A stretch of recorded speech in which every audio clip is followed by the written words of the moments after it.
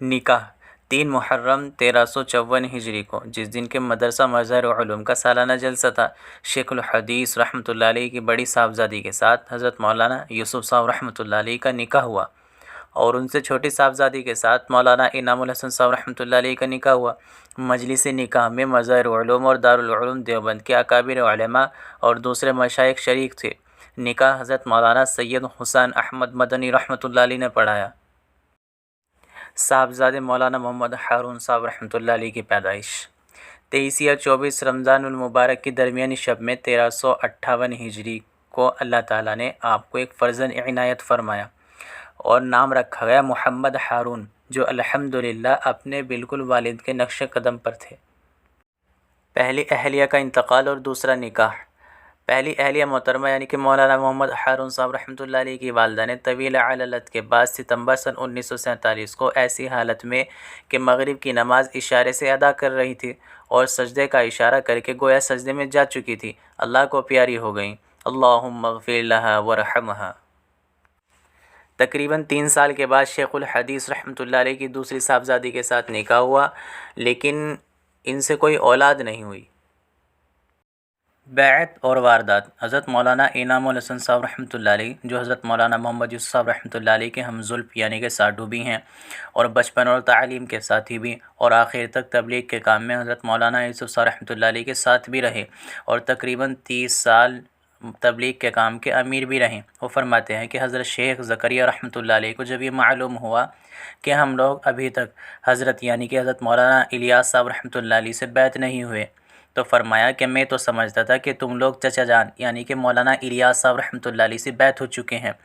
حضرت مولانا الیاس صاحب رحمۃ اللہ علیہ شیخ الحدیث مولانا زکریا صاحب رحمۃ اللہ علیہ کے چچا تھے۔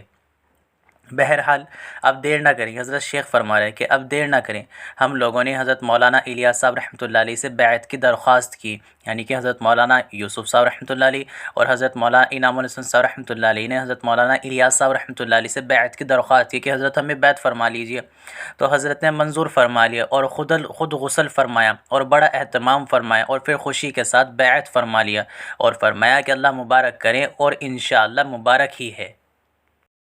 پہلا حج اور دعوت کا کام۔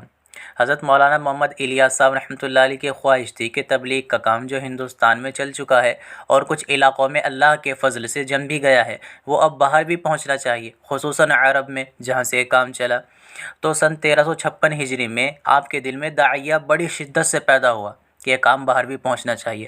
آخرکار آپ 1356 ہجری میں حج کے لیے روانہ ہو گئے، اور آپ کے ساتھ مولانا احتشام الحسن صاحب رحمۃ اللہ علیہ، حضرت مولانا محمد یوسف صاحب رحمۃ اللہ علیہ، حضرت مولانا انعام الحسن صاحب رحمۃ اللہ علیہ، مولانا نور محمد صاحب میواتی رحمۃ اللہ علیہ، حاجی عبدالرحمن صاحب رحمۃ اللہ علیہ، مولانا ادریس صاحب رحمۃ اللہ علیہ، اور دوسرے حضرات بھی ساتھ تھے۔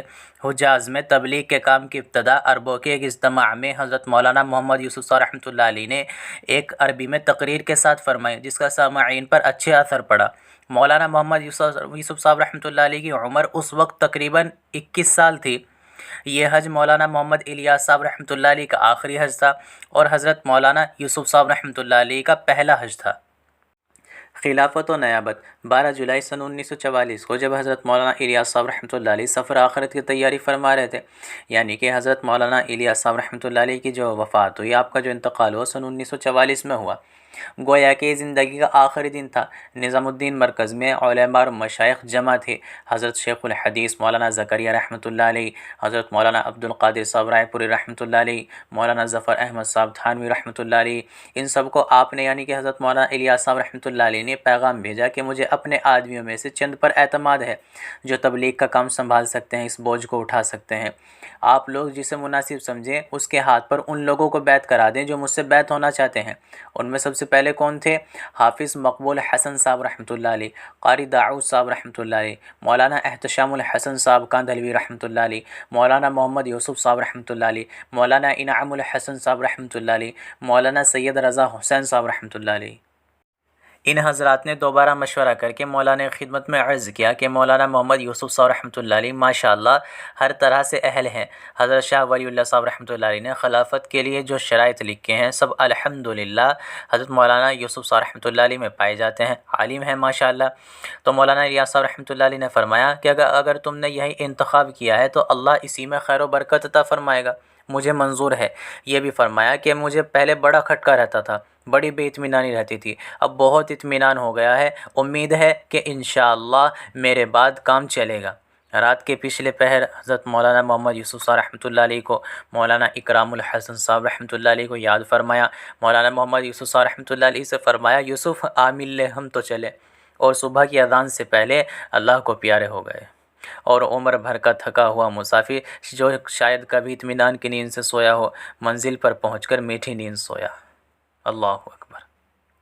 فجر کی نماز کے بعد بہتے ہوئے آنسوؤں کے درمیان حضرت مولانا محمد یوسف صاحب رحمۃ اللہ علیہ کی جانشینی عمل میں آئی، اور حضرت مولانا الیاس صاحب رحمۃ اللہ علیہ کا عمامہ ان کے سر پر باندھا گیا۔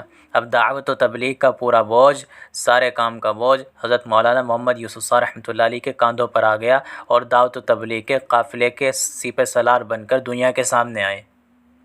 تو آج کے لیے اتنا ہی کافی تھا، تم انشاءاللہ ملتے ہیں اگلی ویڈیو میں۔ جزاکم اللہ خیر الجزا و احسن الجزا۔